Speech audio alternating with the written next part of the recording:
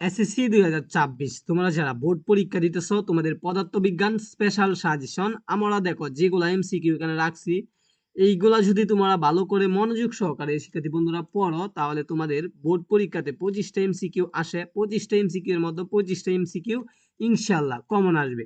তো সবগুলা গুরুত্বপূর্ণ, তোমরা চাইলে এই যে আমরা পড়াচ্ছি পিডিএফ গুলো না, এই পিডিএফ গুলা নিতে পারবা। কিভাবে নিবা আমি ভিডিও শেষে বলে দিব, অবশ্যই ভিডিওটা শেষ পর্যন্ত তোমাকে দেখতে হবে। 1 নাম্বার, বিজ্ঞানের কোন শাখা পদার্থ ও শক্তি নিয়ে আলোচনা করে? পদার্থ ও শক্তি নিয়ে আলোচনা করে, এটা হলো পদার্থ বিজ্ঞান। ঠিক আছে ভাইরা, এরপরে দেখো 2 নাম্বার, পদার্থ বিজ্ঞানকে প্রধানত কয়টি শাখায় ভাগ করা হয়েছে? পদার্থ বিজ্ঞানকে 10টা, আঙ্গুলের হাতের আঙ্গুল কয়টি? 2 হাতে 10টি শাখায় কি করছে?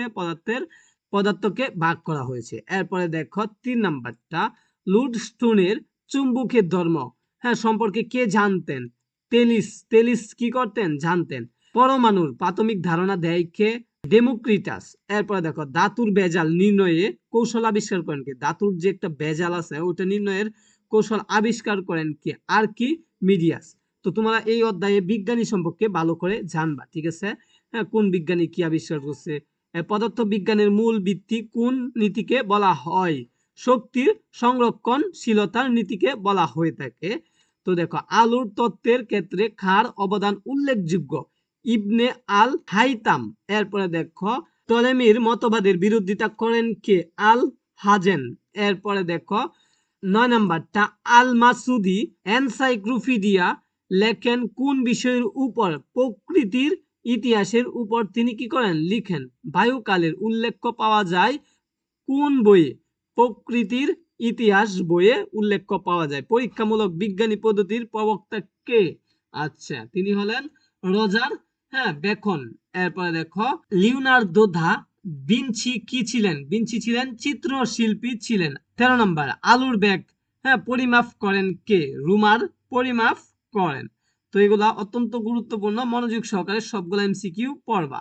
পরে এটা দেখো ধৃতিবিদ্যার ভিত্তি স্থাপন করেন কে? গ্যালিলিও।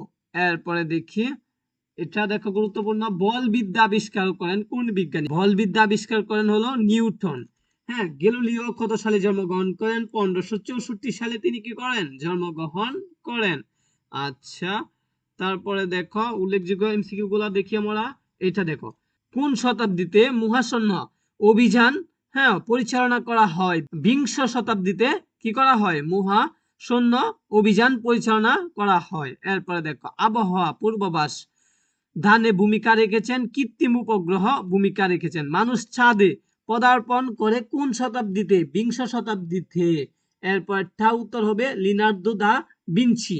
ঠিক আছে, পাখি উড়া দেখে উড়োজাহাজের মডেল তৈরি করেন কে? Leonardo da Vinci.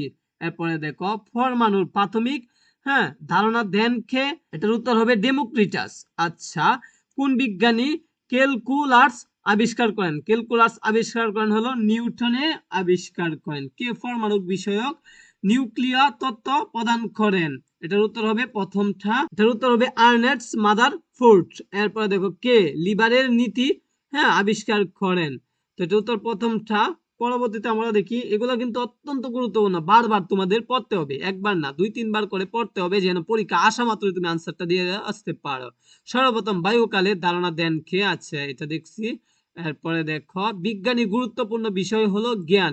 বিজ্ঞানের গুরুত্বপূর্ণ বিষয় হলো তার জ্ঞান। জ্ঞান ছাড়া সে বিজ্ঞানী হতে পারবে না। এরপরে দেখো জার্মান বিজ্ঞানী স্নেল আবিষ্কার করেন? আলুর প্রতিসরণের সূত্রে আবিষ্কার করেন। এরপরে আমরা দেখি নিচে আরো আছে কিনা। তো এগুলা সবগুলো তোমাদেরকে ভালো করে পড়তে হবে। তো তোমরা এমসিকিউ তে অবশ্যই ভালো করতে হবে। পরমাণু নিউক্লিয়াস অভিহিত তাকে ধনাত্মক ভাবে। ঠিক আছে, এরপর নিউক্লিয়াস কি দ্বারা গঠিত? প্লুটন এবং নিউট্রন দ্বারা গঠিত। ইলেকট্রন নিউক্লিয়াসের কোথায় ঘুরে? চারপাশে ঘুরে। ঠিক আছে, এরপর দেখো প্রধানত কয়টি রাশিকে মৌলিক রাশি বলে? 7টি রাশিকে মৌলিক রাশি বলে। নিচের কোন রাশিটি অন্য রাশির উপর নির্ভরশীল? অজন দেখবা অন্য রাশির উপর নির্ভরশীল। আচ্ছা, পরে দেখি মৌলিক রাশি 9 হলো কাজ হলো মৌলিক রাশি 9। ভৌত জগতে যা কিছু পরিমাপ করা যায় তাকে কি বলে? রাশি বলে। যা পরিমাপ করা যায় তা রাশি বলে। আচ্ছা, সূত্রটা সঠিক সমীকরণের সূত্রটা দেখো, বল সমান সমান ভর ইনটু দূরত্ব, হ্যাঁ, সময় এর স্কয়ার, এরপরে স্কয়ার। আচ্ছা, কোনটি মৌলিক রাশি? ভর হলো মৌলিক রাশি। তো তোমরা এগুলো এমসিকিউ পড়ে নিও। সকলকে ধন্যবাদ জানিয়ে ভিডিওটা শেষ করতেছি।